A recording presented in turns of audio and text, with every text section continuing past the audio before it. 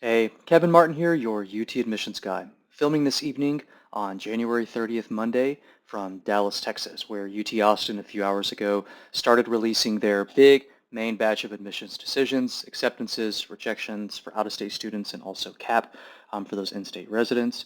I apologize for the sound. I've tried a few things to troubleshoot it. I don't have a cold, so I don't know why it sounds nasally or a little bit metallic. So I appreciate your patience. I'm also uploading this video raw, unedited. And so I wanted to get this out ahead of things since I know many people are wondering about UT Austin's admissions decisions and the admission cycle for fall 2023. So the first thing I want to say is to offer my congratulations to those admitted students who gained admission to their first choice major at UT Austin. UT was a transformative experience for me. I credit it with many of the successes and exciting journeys that I've had as an adult. And so I hope that UT is a consideration for one of the top schools on your list. There's no rush to submit your enrollment deposit. That's one FAQ I'm already receiving. For example, there are many applicants still waiting for their honors programs. So touring, Plan 2, engineering honors, computer science, dean scholars, for example, none of them have released many or any decisions in some instances. Honors programs are completely separate from those regular admissions decisions. And some families ask, oh, if I do my regular decision enrollment deposit, will that like demonstrate interest for touring or business honors? And it just simply doesn't. So there's no real rush to submit that deposit. You have until May 1st in order to submit your enrollment decision to your university at Texas or anywhere nationwide. So if you're still waiting for those admissions decisions, then hopefully it will seem like a bonus to you given that UT is in the bag. UT received around 66,000 applications this year. I estimate that they admitted 18 to 19,000 students. There aren't any official data on that. UT has never been the best about being transparent with sharing even the most basic information. And so I expect the admissions rate, it's similar from the previous two cycles during COVID. Application numbers have increased a lot since COVID at UT Austin and at universities nationwide. UT aims to enroll around 8,500 to 9,000 students. So they expect about 45 to 48% of those admitted students to eventually enroll, which is relevant for future discussions about things like appeals. The next thing I'll say is to offer my condolences and consolations to those students that did not gain admission outright to UT Austin or that were in the top 6% and did not get into their desired majors in STEM or business, for example. I know this news is devastating for many thousands of students and families for whom UT is their top choice, their dream school, their best academic option, and also the best value for the money. So of course, there's many reasons why students want to enroll at UT, and I know it can be very dispiriting and discouraging when you didn't get in, and particularly when I'm sure many of your friends are posting their outcomes on social media, or it'll be like the talk of the lunch table tomorrow or before and after school. And so I know that for a wide variety of reasons, not getting your admissions offer is a very disappointing outcome. I record these videos every year, and it never gets any easier to hear my clients, but also non-clients who don't gain admission and are obviously and understandably very upset. So I just want to offer those condolences. Just one personal piece of advice, and this is something I'll emphasize a few times throughout, is practice self-care. You don't need to do anything right now. I'm already getting inquiries about changing your major at UT, externally transferring from another university, about appeals, about basically what can I do to make this situation right. And there's nothing you need to do right now.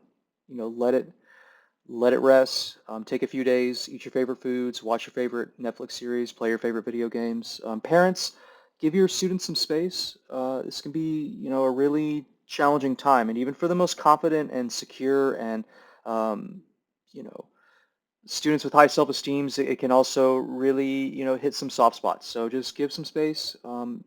Communicate to your parents as well what you need, what you don't need, and again, there's nothing you need to do right now but take care of yourself and try and get some sleep. That's the most important thing. I will talk about some of these logistical things like appeals and waitlists and so on, but that's my first takeaway. The second thing I'll say is, students right now and families are asking me, why did such and such students get in with slightly higher test scores GPA? Why did my son or daughter not get in, or my friend got in and I didn't? And I would also really caution about trying to play this why did I get in or not get in relative to other students, because at top 50 universities, many universities like Georgia Tech, Illinois, North Carolina, Michigan, These schools have released their admissions decisions also within the last few days. And as many of you are seeing, there's just no telling who's going to get in, who's not. Even for me, I've been in and around college admissions now for a decade. Even when I worked for UT Austin, I had access to, like, in theory, like the information. I still couldn't tell a family. Literally, if I was institutionally allowed to, I still just couldn't say why a given student gained admission or not. And so my main suggestion logistically is to focus on the options you've already received, focus on moving forward. Consider universities that want to have you, right? Like, there's many universities out there that will love to have you as a student and maybe even throw some scholarship money or honors programs at you. So, go to a university that will treat you right, that would love to have you as a student, you know, um, and focus on those concrete options. So the other thing too is these STEM majors in particular have gotten substantially more competitive over the last few years. And so for those of you for electrical computer engineering, computer science specifically, the admissions rate's around 10 or 11, 12%. The average SAT is around a 15, 20. So that means there's something like 10,000 students who are applying for computer science for maybe 1,000 admission spaces, probably fewer, maybe more like 800 or so. Um, Same goes for electrical computer engineering, biomedical engineering. Architecture and nursing are also extremely hard to get into. And business as well is difficult, but not on that same tier. It's around a 15% admissions rate for Macombs. Average SAT is around a 1450. Macombs is also a little bit bigger as well than some of these other programs. And so it's just to say that for those very many, there's a few clients every year of mine who are in the top 2%, 1500, 1550 that get rejected from Macombs, from computer science. So even my clients sometimes don't always get in. Although I do have a pretty strong admissions rate with my clients, it's around a 60%. That's been stable every year, and I expect around 2/3 of my clients to get in this year. Some of them don't get in, and I can't always predict who's going to get in or not. I usually get it right about 60 or 70% of the time. If I think a student's not going to get in, they usually don't. If I think a student's going to get in, they typically do. But even I get it wrong, and I've seen thousands and thousands of students come through this process now. So the takeaway is that the admissions landscape is simply very, very difficult, and a unfavorable decision doesn't say anything about you as a student, as a human, as an academic, as a robotics teammate. It has almost everything to do with the universities and the application pool and the people you're competing against. So those admission spaces for students outside the top 6% is around a 12% admissions rate. I expect the out-of-state admissions rate to be even lower than that, maybe 8 or 9%. So about a third of all applications are from out-of-state students, but there's only like 2,000 or 2,500 admission spaces reserved for those out-of-state U.S. residents, because 90% of enrolling students from Texas must be Texas residents. That's a state law specific to Texas. So for those out-of-state students watching this video, it's just really, really hard to get into UT out-of-state. That also includes other flagship universities like North Carolina, University of Virginia, California, Berkeley, and LA, et cetera. As well, I'll cover in the second half of this video, discuss more about appeals, about major changes, about CAP, and also the external transfer process. You can also find additional reading in the information section below, where I will link you to my blog posts, also covering topics, things like top 6% doesn't matter very much, which is a kind of a counterintuitive perspective. I also talk about why you should not enroll at ACC. That's another blog post, and also a lengthy blog post about that STEM competition landscape that I just discussed. So the first thing, let's talk about appeals. I'm already receiving lots of inquiries from non-clients, from my clients who have not gained admission, asking about appeals. Please read the post in the information section below. I provide all the information I know about appeals. There are no secrets. I do not work with non-clients on appeals because ethically it doesn't feel right to accept money when I don't feel like I can add any value. There aren't any secrets. It honestly doesn't even matter what you write in that appeals essay. Because the reality is, things like deferrals or waitlists, many of you may have been deferred or waitlisted recently from North Carolina, from USC, from the University of Michigan, from Georgia Tech. And by the way, it doesn't seem like UT has deferred or waitlisted anybody. Haven't seen any reports of that yet. They didn't defer or waitlist anyone for the last 2 cycles. So instead, UT uses this appeals portal or bundle of other appellates in order to fill those remaining spaces. So that's how appeals, waitlists, and deferrals function. Is it matters almost nothing about you as an individual, about your merits of your particular appeals case. So if you want to appeal, put your hat in the ring, get your lottery ticket if you wish, but that's what it is. There are no secrets. Students agonize. I mean, they're writing 10, 20 hours working on this appeals essay, and it just, some years, like literally 0 students get in by appeal. I think 2 years ago, 3 years ago, like literally 0 got in on appeal, whereas last year it was like there was a few hundred from all majors. But as well, I would say the main cost of doing the appeal is nothing, it's free financially. Just takes a little bit of time to write the essay, but there can be a real subtle but also substantial downside to just not moving on. And submitting an appeal is you choosing to be in what I call admissions limbo or admissions purgatory, where you may not get a decision until maybe April 1st, sometimes even later. I think it was last year where there was a few hundred students, like in July, that got in off UT appeals, and they'd already submitted enrollment deposits elsewhere. They'd already, signed a housing contract, and they have already even registered for courses. I think UCLA did this last year too. They waitlisted a bunch of students. May 1st passed. Many students had already moved on, and they're just like, hey, like we need to fill 400 more spaces. Like, do you want to come to UCLA? And I think that's just really unfair. I also think it's cruel when universities do this. Like I think that uh, institutions in general are just quite out of touch. Like you might find, a few plugged in admissions counselors who are empathetic, but universities, this was my key argument or thesis in my recent Surviving the College Admissions Madness book, is that elite universities just don't care about you. They want to put butts in the seats. They want to fill Excel cells on their spreadsheets. Once you arrive on campus, your professors, your academic advisors, your extracurricular sponsors, like they care about you, right? But on the admission side, it's just really about meeting their numbers and metrics. And so that's what appeals are for. Um, don't hire anybody for appeals. I don't accept non-clients for appeals. Like there's families that are like, they're like, we'll throw thousands of dollars at me. And I'm just like, no. Don't hire me. Don't hire anybody. There are no secrets. Don't take too much time on those appeals. If there was a legitimate mistake that was made, which almost never happens with your transcript or test scores, fine. Like sometimes registrars do make mistakes. Like maybe 5 times a cycle that happens. But for the most part, updating with a slightly higher class rank, updating with like you got DECA state finalists, like it's just probably not going to make a difference. Substantial or new information, it's very vague. That's kind of one of the criteria for appeals. It just doesn't matter. So try your best, submit your appeal, submit your letter of continued interest at Michigan, and simply move on. Focus on those decisions you've already received, or submit applications for universities that may have deadlines that are still around for March 1st, May 1st, July 1st. There are many universities out there still accepting students who would love to have you, would love to hear from you. Next topic is CAP, Coordinated Admissions Program. CAP has become a verb. Students will say, like, I got capped, and I'm like always imagining like, so CAP. CAP can be a good option for some students, but not for most students.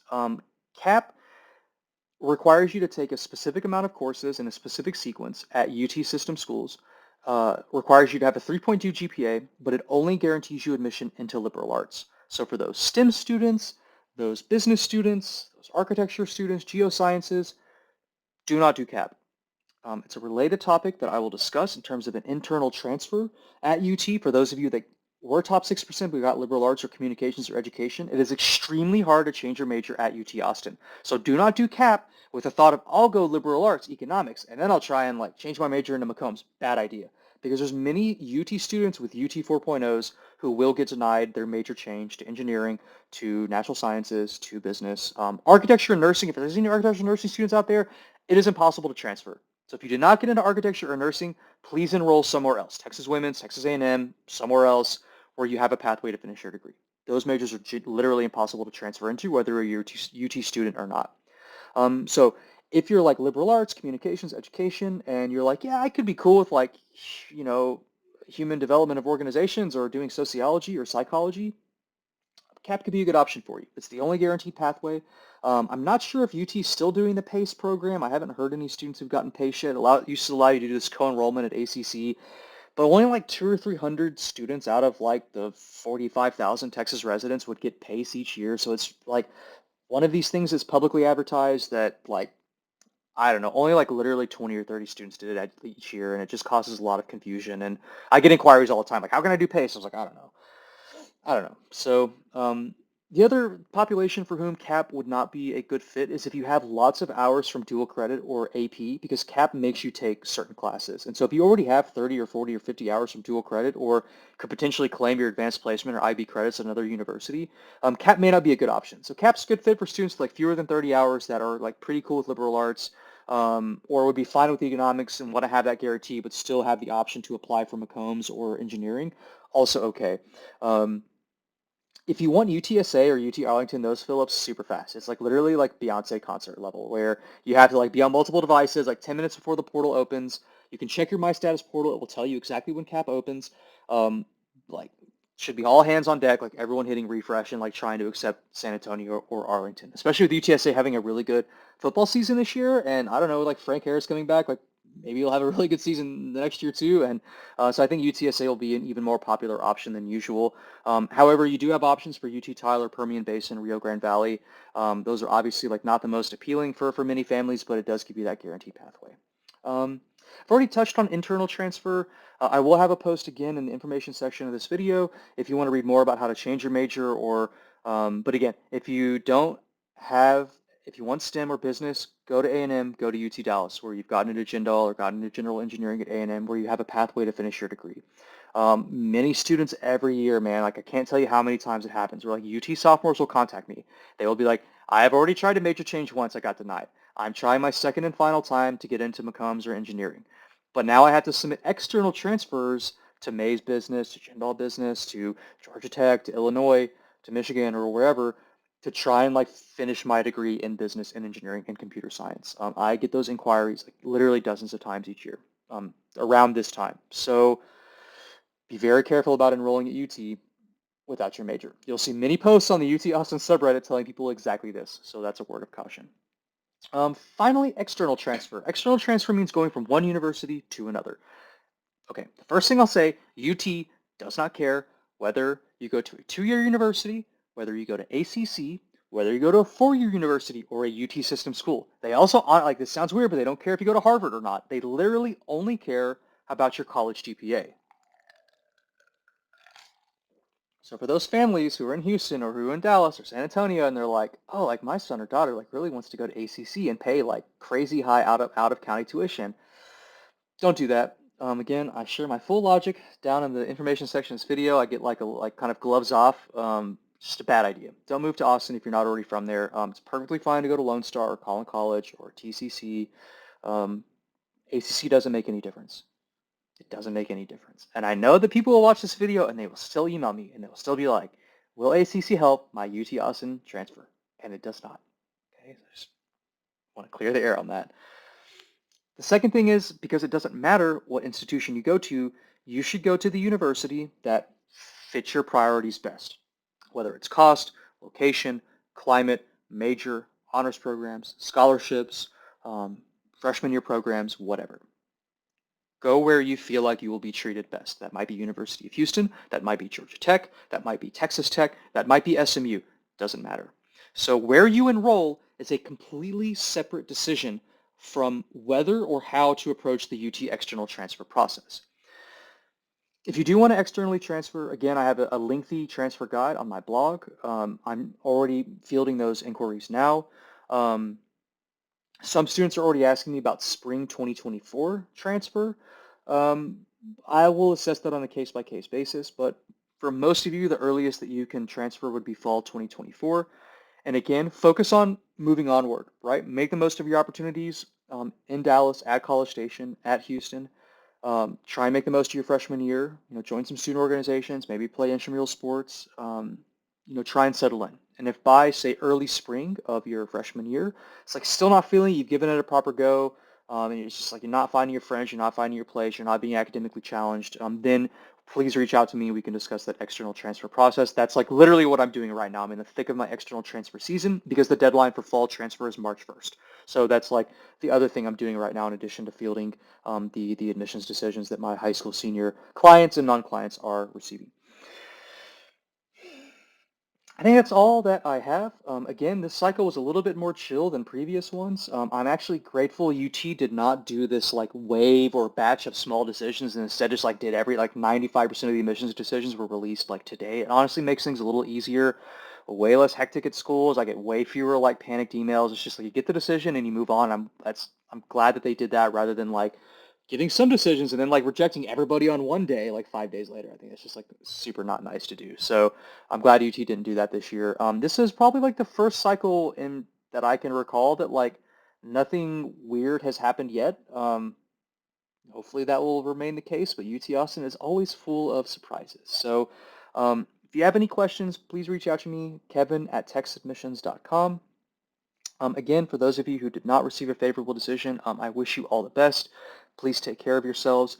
And as always, please reach out to me with any questions that you have. Email is always the easiest way to like reach out to me. I don't like really respond to comments in the comment section. I'm not a big social media guy in general.